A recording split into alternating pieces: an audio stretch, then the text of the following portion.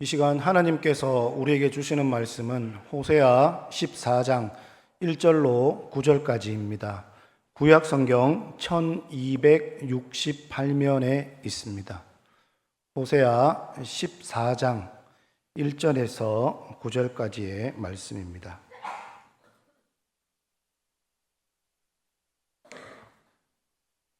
다 찾으셨으면 제가 봉독해 드리겠습니다. 이스라엘아, 내 하나님 여호와께로 돌아오라. 내가 불의함으로 말미암아 엎드려졌느니라.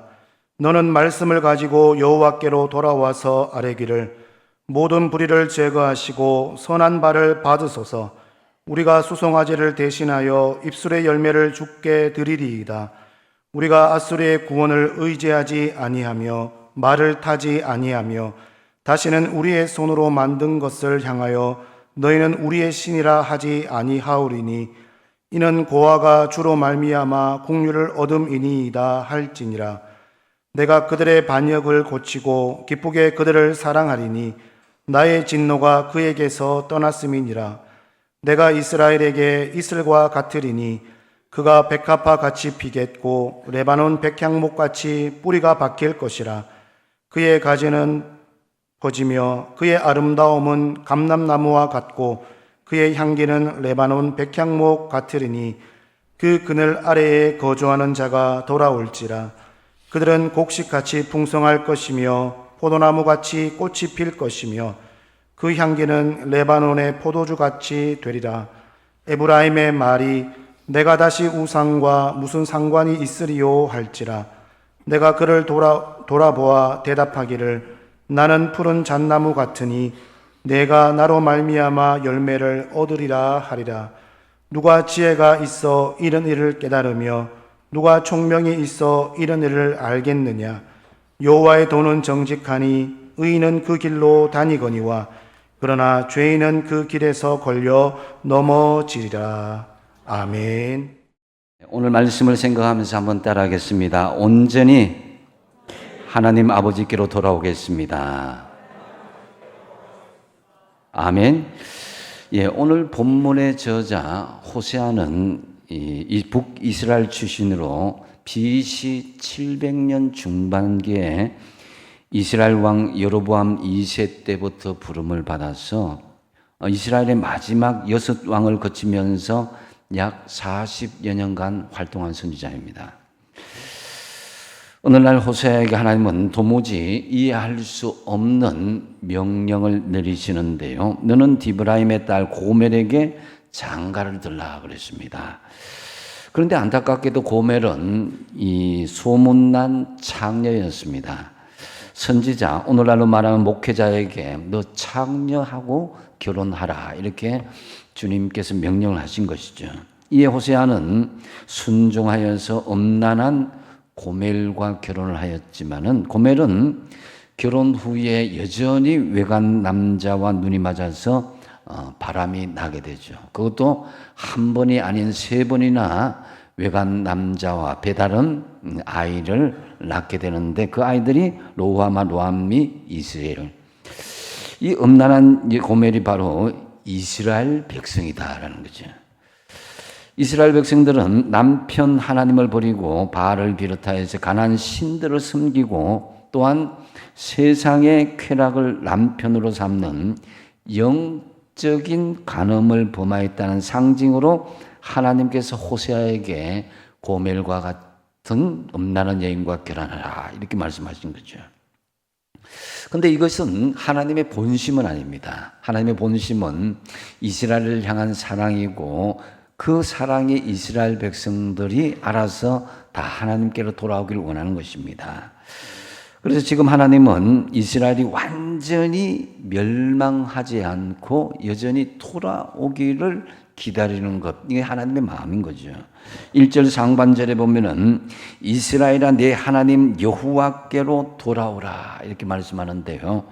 이 여호와께로 돌아오라 이 단어의 원뜻은 여호와에게까지 돌아오라는 거예요. 이 하나님께로 방향을 전하고 돌아오는 것은 하나님과 함께 온전히 관계를 맺고 완전히 돌아오는 것을 말하는 거예요. 그냥 적당하게 하나님께로 돌아오거나 도중에 멈추는 그런 어중간한 돌아옴이 아니라는 것입니다. 야복강에서 야곱이 하나님의 천사와 씨름한 후에 하나님께서는 야곱이 고향에 돌아갈 수 있도록 이 형님과의 관계를 원만하게 다 정리가 되도록 했습니다. 그러면은 야곱이 즉시 베델로 돌아가야 하는데, 하지만 야곱은 하나님께 예배드리고 하나님의 약속해 주신 것을 이루는 그 자리까지 가나안으로 나가지 못하고 야곱은 이 세속인 세겜에 머물고만 왔습니다. 이 세겜에서 야곱은 온전히 하나님께 나가지 못한 관계로 엄청난 어려움을 겪게 되는 것이죠. 그러므로 여러분, 우리가 하나님께로 돌아온다는 것은 하나님의 은혜를 깊이 체험하는 그 자리까지 돌아와야 된다라는 거죠. 한번 따라하겠습니다. 이스라엘아, 하나님께로 완전히 돌아오라. 예. 이것이 이스라엘 백성들을 향한 하나님의 음성이기도 하지만 오늘 우리에게 주시는 말씀이기도 한 것입니다. 그렇다면 하나님께로 돌아오는 말씀은 구체적으로 어떤 믿음의 과정이 있겠습니까? 먼저 모든 불의한 죄를 회개함으로 하나님께 나오라, 이렇게 말씀합니다. 1절 하반절에 보니까 내가 불의함으로 말미암아 엎드러졌느니라 그랬습니다. 이스라엘 백성들이 창녀 고멜과 같이 하나님 외에 다른 우상을 섬기고 세상의 엄난한 불의함 때문에 엎드러져 버렸다는 거죠. 여러분, 이 호세아의 외침이 이스라엘에게만 해당되는 말로 생각됩니까? 나와 상관없는 말이겠습니까? 그렇지 않습니다. 바로 지금 나에게 주시는 말씀이기도 합니다. 그런데 우리가 통상 회개한다 하면은 내 잘못을 깨닫고 그것을 고치는 것, 그것이 회개다, 이렇게 오해할 수도 있습니다. 내 삶 속에서 내 문제점을 보고, 아, 내가 이렇게 살아서는 안 되구나, 내 행실을 고쳐야겠구나, 내가 스스로 그것을 고쳤기 때문에 나는 회개했다, 이렇게 이 회개하는 것은요, 성경적인 회개가 아닙니다. 예수 안 믿는 사람도 자기 스스로 자신의 잘못된 행실을 깨닫고 돌이켜서 정말 착하고 정직하게 살아가는 사람들도 얼마든지 찾아볼 수 있습니다. 그렇다면은 이 성경적인 참된 회개는 무엇이냐 하면은, 우리 자신이 정말 지저분하게 때가 좀 묻었고 내가 좀 더럽고 못난 부분이 있어서 이 모습 이대로 하나님께서 나가면 되겠느냐 하는 그런 부담스러운 것도 있지만은, 이 때 묻은 모습 그대로 하나님에게까지 돌아오는 것이 회개입니다. 하나님에게로 나오는 것이 바로 성경적인 회개인데요, 불의한 죄로 때 묻은 것이 하나님 앞에 나와 고쳐질 때 그것이 회개이지, 내가 스스로 결단해서 내가 고쳤다, 그럼 나는 회개했다, 이런 것은 성경적인 회개가 아닌 것이에요. 하나님과 관계없는 것을 두고 회개라고 말하지 않습니다. 참된 회개는 하나님에게까지 나와서 그 모든 이 자기의 불의한 죄를 털어놓고 해결함 받는 거예요. 왜 우리가 하나님에게까지 돌아가야 참된 회개라고 말하는 것이겠습니까? 그것은 바로 범죄한 인간이 떠났던 출발점이 하나님이기 때문에 그렇습니다. 인류의 조상 아담과 하와가 범죄함으로 말미암아 하나님으로부터 떠났습니다. 그러니까 진짜 회개는 그 하나님께로 돌아와야 된다는 거죠. 하나님에게까지 나아가는 것, 하나님께로 돌아왔을 때 은혜가 나타나고 아버지가 품어주시는 놀라운 역사를 우리가 경험할 수 있게 되는 것입니다. 내가 생각했을 때, 이게 잘못되었기 때문에 나는 돌아섰다가 아니라 하나님에게까지 나와서 하나님과의 영적인 관계를 회복할 수 있어야 된다는 거죠. 그러면 어떻게 돌아와야 되는가? 2절 상반절에 보니까 같이 한번 읽어보겠습니다. 시작. 너는 말씀을 가지고 여호와께로 돌아와서 나르기를 모든 불의를 제하시고 선한 바를 받으소서. 아멘. 여러분, 이스라엘 백성들은 하나님의 말씀을 버렸습니다. 하나님의 말씀이 들려졌음에도 불구하고 그 말씀대로 순종하지 않았습니다. 그러기에 말씀을 가지고 나오라는 것입니다.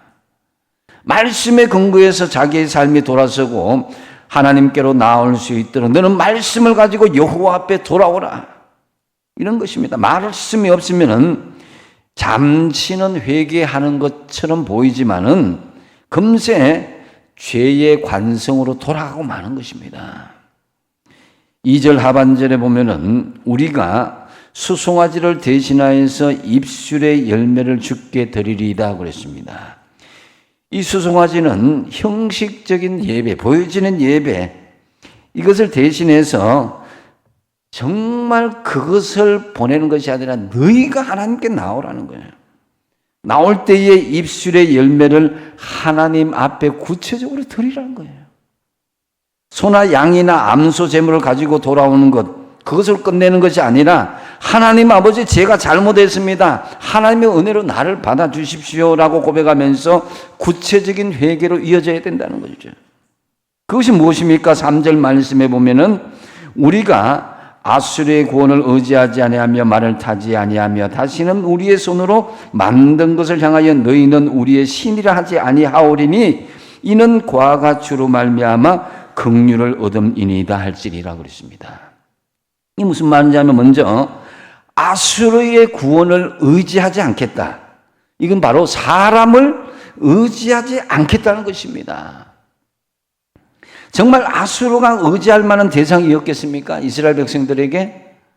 사실 아수르는 이스라엘을 도와주는 신용을 했지만은 실제로 도와준 적이 없습니다.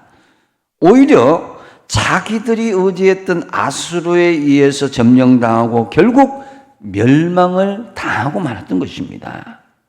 또 말을 의지하지 않겠다고 그랬는데요. 말을 타지 않는다는 것은 군대를 의지하지 않겠다. 쉽게 말씀드리면 우리가 이 땅에서 필요하는 세상의 힘과 권력을 의지하지 않겠다는 것입니다. 여러분, 세상에 진심으로 나를 도와줄 사람이나 내가 의지할 권력이 있겠습니까? 냉정하게 한번 생각해 보십시오. 언젠가 제 아내가 허리 디스크가 터져서 2달 넘게 너무 고통스러워서 저도 참 미련하게 병원도 제대로 가지도 않고 목회가 바쁘다는 핑계로 그렇게 막 너무 고통스럽게 지낸 적이 있습니다. 견디다 못해서 장인 장모님까지 부르고 그렇게 했지만은 별 차도가 없었어요. 그래서 당시 저는 혹시 아내가 허리를 저렇게 못 쓰게 된다면은 아이도 그때 키워야 되고 뭐 이렇게 하다 보면 내가 목회를 그만둬야 되나 이런 걱정이 앞서기까지 했습니다. 그때 남편은 제가 아내에게 결정적인 의지의 대상이 될 수 없다 이것을 깨닫게 되었습니다. 반대로 몇 년 전에 제가 갑작스럽게 아팠을 때도 마찬가지입니다. 몸무게가 갑작스럽게 20kg 정도 줄어들고 작은 가방조차도 들지 못하고 음식을 먹을 때도 입덧하는 것처럼 냄새 때문에 먹지도 못하고 밤을 꼬박 새우면서 불면증에 시달리고 약을 의지하자면 살지 못할 정도가 되었을 때에 비록 사실 옆에 아내가 있어도 결정적인 도움이 안 되더라는 것입니다. 여러분, 그렇다면 누가 나를 도와줄 사람이 있고 내가 100% 의지할 수 있는 사람이 있겠습니까? 설사 도와줄 마음은 있을지라도 도울 능력이 없는 것이 우리들의 현실입니다. 그래서 세 번째 보면 손으로 지은 그 손을 향하여 너희는 우리의 신이라 하지 않겠다는 것은 이제부터 우상을 섬기는 것이 아니라 바로 오직 여호와만을 섬기겠다라는 그런 결단을 하게 됩니다. 아무리 낳아준 어머니라 할지라도 내가 아플 때 대신 아파줄 수 없고요. 내가 죽을 때 대신 죽어줄 수 없습니다. 그와 같은 나를 위해서 독생자를 대신 보내 죽게 해주신 하나님만이 우리가 의지할 대상자이심을 믿으시기 바랍니다. 그러므로 하나님의 긍휼하심을 얻기 위해서 하나님께로까지 돌아와야 되는 거예요. 그저 몸만 돌아오고 재물만 드리고 형식적으로 보여지는 것이 아니라 하나님께로 돌아오면서 입술의 열매, 하나님 제가 잘못했습니다, 용서했습니다, 이 고백이 있고 거기서 한 걸음 더 나아가서 결단할 수 있어야 됩니다. 하나님, 내가 사람을 의지하지 않겠습니다. 세상의 권력이나 우상을 의지하지 않겠습니다. 오직 하나님만을 의지하겠습니다. 그럼에도 불구하고 우리는요, 넘어지고 연약하기 때문에 또 넘어지죠. 그러니 매일매일 하나님께로 나아갈 때마다 하나님, 내가 연약합니다, 나를 긍휼히 여겨달라고, 과가 긍휼히 여김을 받는 것처럼 하나님 나를 긍휼히 여겨주셔서 오늘도 실패하지 않도록 나로 하여금 그런 삶을 살아가지 않도록 도와주십시오라고 매일 결단하는 것, 이것이 하나님께 나오는 것이다라는 거죠. 우리가 한순간에 변화되어서 천사의 삶을 살아가면 얼마나 좋겠습니까? 그렇지만 현실은 그렇지 않습니다. 다 이 땅에서 부족하고 죄 많은 인간의 모습이 있습니다. 불의한 죄에서 회개하되긴 하나님은 어떻게 하시겠습니까? 4절 말씀에 보면은 내가 그들의 반역을 고치고 기쁘게 그들을 사랑하리니 나의 진노가 그에게서 떠나갔음이라 그랬습니다. 주님이 얼마나 이 말을 이스라엘 백성들이 하고 싶은 말이겠습니까? 우리가 회개하기만 하면 기쁘게 우리를 사랑하시고 언제든지 하나님의 진노를 떠나게 해주신다는 거예요. 하나님께서는 우리가 잘못했을 때 참고 기다리고 또 기다리다가 어쩔 수 없을 때 육신의 질병으로 때리기도 하고 물질적인 어려움으로 예상치 못한 사건 사고로 징계할 때가 있습니다. 그러면 너무너무 당하고 있는 우리는 아픕니다. 견딜 수가 없습니다. 이것을 하나님이 모르는 게 아닙니다. 우리 아픔을. 여러분, 하나님께서 심판하시고 고통스럽고 아픔이 있고 어려움이 있고 정말 힘들다는 건 하나님 다 아시고 계셔요. 그런데도 불구하고 하나님께서 채찍을 내리는 이유가 무엇이냐? 결국은 우리를 치료하기 위해서입니다. 할렐루야. 그것이 육신적인 치료, 마음의 치료, 영적인 온전한 치료를 위해서입니다. 호세아 6장 1절 말씀을 같이 한번 읽어보겠습니다. 시작. 오라, 우리가 여호와께로 돌아가자. 여호와께서 우리를 찢으셨으나 도로 낫게 하실 것이요 우리를 치셨으나 싸며 주실 것입니다. 아멘. 찢으셨다가 다시 싸며 주시며 때리셨다가 다시 가슴 아파하시는 분이 바로 하나님이시다라는 거죠. 여러분, 하나님의 징계를 당하고 있는 우리를 하나님께서는 치료하시고 결국 고치시길 원하십니다. 참으로 하나님께로 돌아와 모든 불의함에서 떠나서 진심으로 회개함으로 치유와 회복의 역사를 경험하시는 저와 여러분 되시길 바랍니다. 그리고 하나님께 돌아올 때 하나님께서는요, 여러 가지 선물을 주시는데 하나님의 은혜를 이슬같이 내려주리라 이렇게 말씀합니다. 5절 상반절에 보니까 내가 이스라엘에게 이슬과 같으리니 그랬습니다. 중동 지방에서 이슬은요, 강우량이 전혀 없는 6개월 동안 이 건조 시기에 메마른 대지를 적셔서 아름다운 꽃들과 수목을 우거지게 하는 중요한 그런 과정입니다. 그래서 이슬은 이 팔레스타인 지방에서 생명수와 같은 것이에요. 하나님께로 돌아오는 자에게 하나님의 은혜를 이슬같이 내려주신다고 말씀하시는데 하나님께서 살아갈 수 있도록 은혜를 베풀어 주시고 생명을 계속 이어가게 해주신다는 거죠. 이슬 같은 하나님의 은혜의 내용을 살펴보면 너무나 감격스럽습니다. 5절 중반절에 그가 백합과 같이 피겠고 그랬습니다. 이스라엘 백성들 하여금 백합화처럼 다른 사람들이 볼 때 정말 순결하게 아름답게 가꿔주겠다는 거죠. 이것은 바로 그리스도의 준비된 신부의 모습을 연상시켜 줍니다. 그렇게 우리를 준비해 주겠다는 거죠.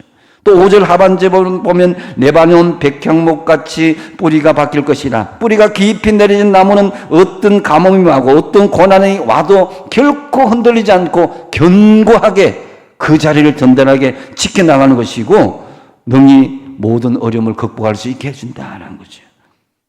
그리고 6절 상반절에 보면 그의 가지는 퍼지며 그의 아름다움은 감람나무 그랬습니다. 가지가요 퍼져나가되 감람나무 가지처럼 퍼져나간다.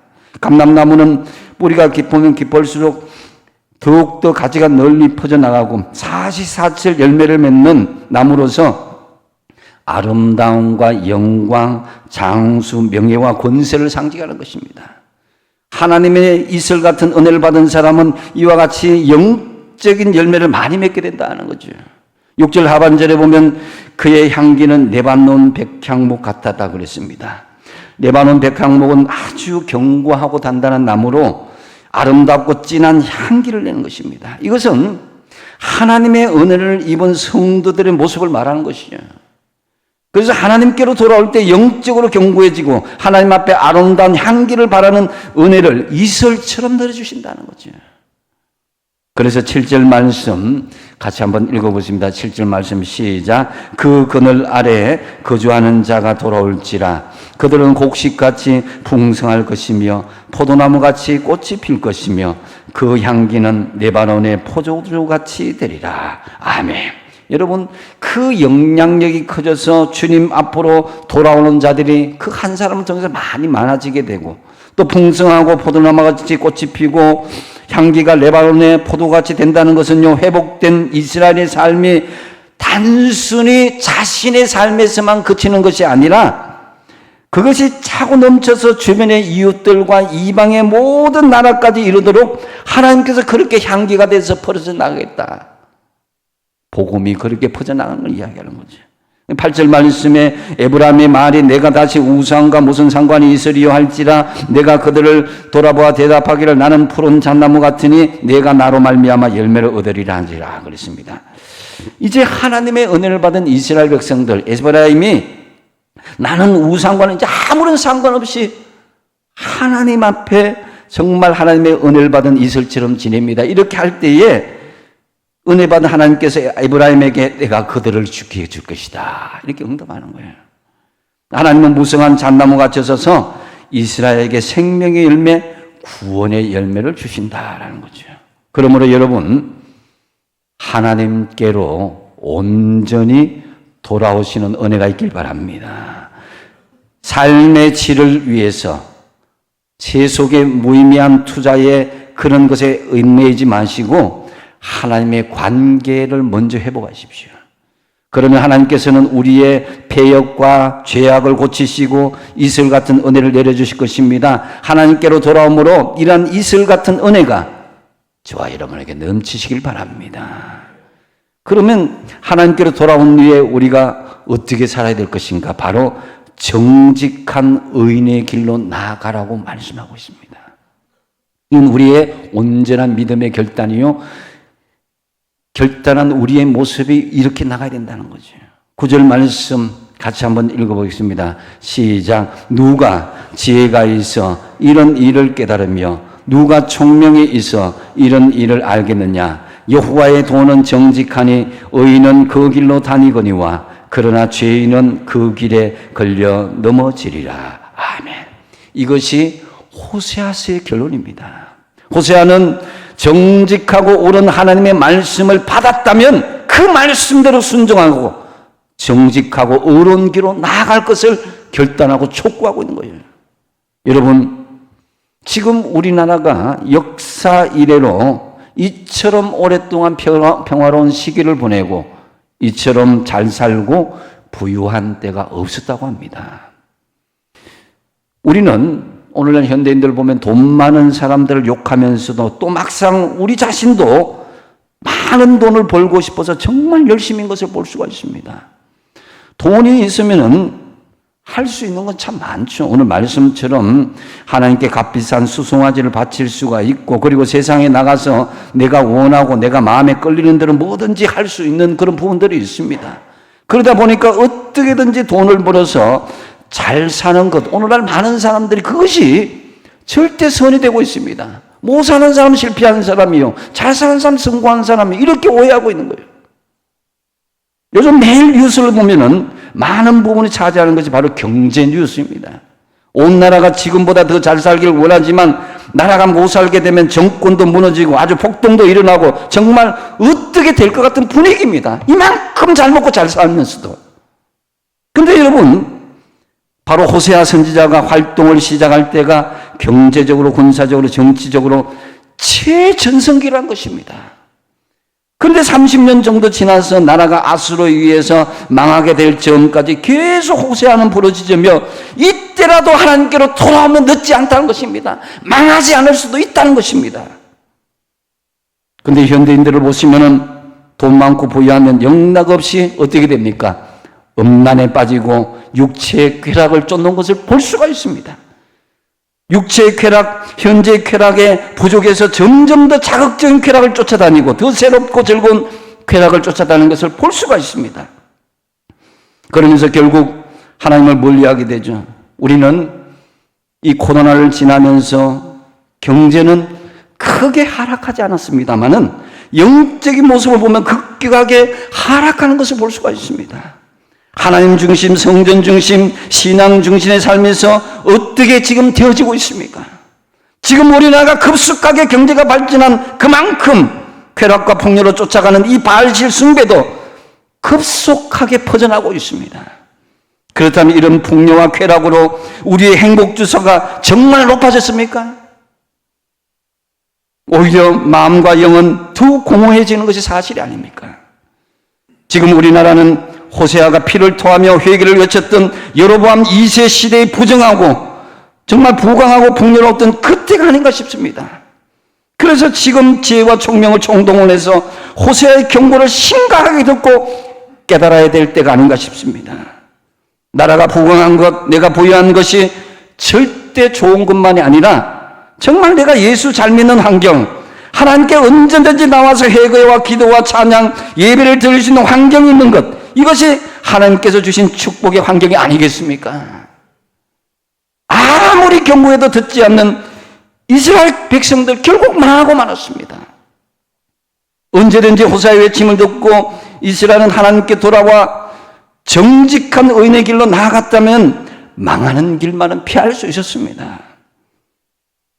이제 세상의 풍요함과 하나님 없는 세속적인 문화에서 벗어나는 지혜와 총명을 얻기를 힘쓰시기 바랍니다. 그래야 해서 하나님께로 온전히 돌아와서 정직한 의인의 길을 당당하게 나아가시기를 축복드립니다. 이제 말씀을 맺습니다. 이스라엘아 돌아오라. 지금도 하나님께서는 우리에게 경고하시고 사랑으로 간곡하게 말씀하고 계십니다. 이 돌아간다는 히브리어 슈브는요, 방향을 돌리다, 회개하다, 새롭게 하다라는 그런 의미가 있습니다. 그것은 바로 떠남과 함께 향함이 같이 있어야 됩니다. 죄악으로부터 떠남, 세속으로부터 떠남, 우상으로부터 떠남과 함께 하나님께 향하는 그 모습이 있어야 되고 하나님께로 온전히 나아가는 그런 모습의 결단이 있어야 되는 것입니다. 내가 돌아오고 가정이 돌아오고 한국교회가 돌아와서 서서히 침몰해가는 이 사회와 교회를 새롭게 하고 변화시키는 주역이 바로 여러분 한 사람 한 사람 되기로 결단하시기 바랍니다. 우리가 하나님께로 돌아오는 첫 번째 과정이 뭐라고 그랬습니까?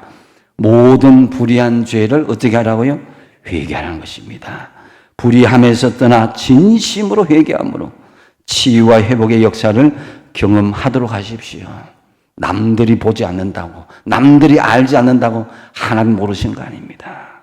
그 다음에 하나님께로 돌아올 때에 하나님께서는 하나님의 은혜를 이슬같이 내려주리라고 했습니다. 무의미한 세속적인 투자에, 세속적인 그것에 몰입하지 마시고 하나님께로 돌아오심으로 새벽 이슬 같은 생명의 열매를 얻도록 하십시오. 그리고 하나님께로 돌아온 후에는 더 이상 악한 길로 가지 않고 정직한 의인의 길로 나아가시기 바랍니다. 많은 다시가 불의한 세속의 길로 가더라도 우리에게 비난하고 돌을 던지는 한이 있더라도 여러분만은 정직한 의인의 길로 나아가십시오. 참으로 하나님께로 온전히 돌아오심으로 하나님 주시는 치유와 회복의 역사를 경험하시는 저 여러분 다 되시기 바랍니다. 기도하겠습니다. 아버지 하나님, 이스라엘아 여호와께로 돌아오라. 이 음성이 오늘 나에게 주시는 말씀인 것 같습니다. 하나님께로 돌아오라. 주님, 이 말씀에 우리가 의지하여서 모든 불의한 죄를 회개하고 정직한 의인의 길로 나아가서 하나님께서 내려주시는 새벽 이슬 같은 하나님의 은혜를 누리고 살아가는 축복받던 믿음의 성도들, 믿음의 자녀들 다 되게 하여 주시옵소서. 예수님의 이름으로 기도하옵나이다. 아멘.